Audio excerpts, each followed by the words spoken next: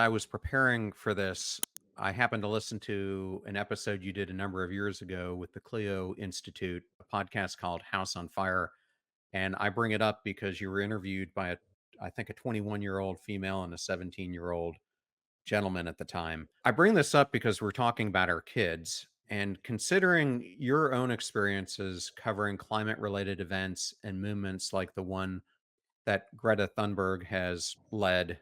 How do you perceive the role of youth advocacy in raising awareness about climate change? The Inflation Reduction Act is the most ambitious sort of climate law in this country's history, or any country's history, really.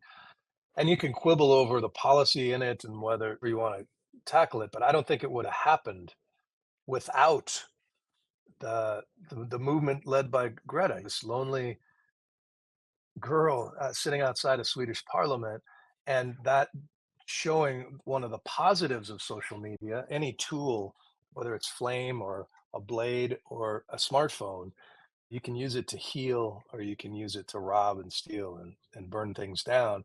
And the connecting power of social media to really unite this entire generation of concerned kids who were smart enough to understand the science and are looking at the grown-ups like, why are you guys not acting like this is serious, and calling out arrogance and ignorance from leadership and taken to the streets. The first time I went from seeing my little boy's ultrasound to a climate march in front of the UN in New York City, led by Greta Thunberg. And I interviewed her around that time. I think those kids sitting down in the halls of power in Congress, yelling down into Dianne Feinstein's office, calling her out. Absolutely. I think that had something potent. I don't know that it would have happened without that. To be honest, the movement became harder to see after when the pandemic sent everybody back to their rooms.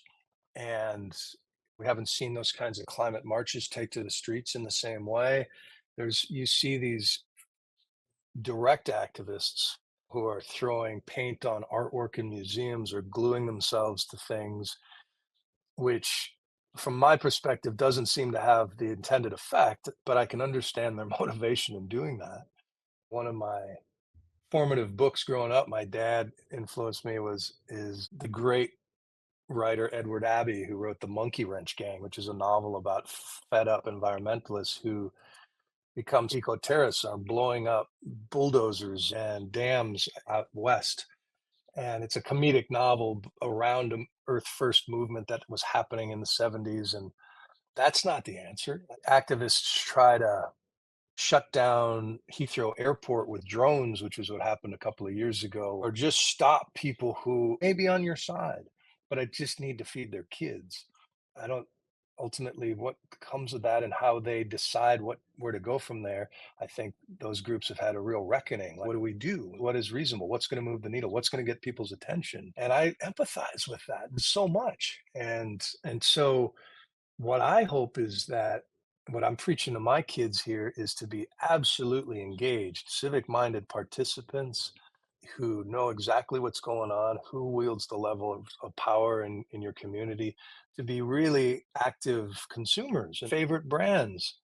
If you really love that brand and you expect something of them, email them and ask them about their climate plan. And is there sustainability that they're touting for real?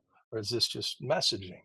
We have to teach this generation to spot greenwashing and understand what's real and what's not, and who's trying to make you feel better about your choices. I also think that if my kid was tempted to go down that route of just utter frustration, that they could do more good going to meetings of the local utility board and understanding the fuel mix from the power plant down the street and who decides how that works, or plugging in with the local water commission to understand the health of our environment at this level. We need somebody who's engaged to get in there based on their personality. I got one kid who's artistic. I want her to use her voice to make this a better place best she can.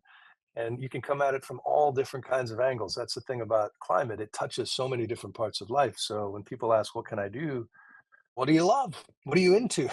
Are you into Beyonce and nature? I guarantee you can find a group of Beyonce loving hikers, and you guys are going to get together and organize something in a way that benefits that whole ecosystem. My heart goes out to this generation. Some people say, you got to save us, which is horribly unfair. They didn't make any of this. We've created this sort of golden age of addiction and depression and distraction in our societies. The pandemic didn't help. We all forgot how to be human with each other, I think, a little bit. It's so convenient to self isolate these days. Just put in your earbuds and look at your phone, and you don't have to interact at all if you don't want to. But I think a little bit of our soul dies when that happens. And the more we can lead into each other and reconnect and build that trust around each other, around nature, now's the time.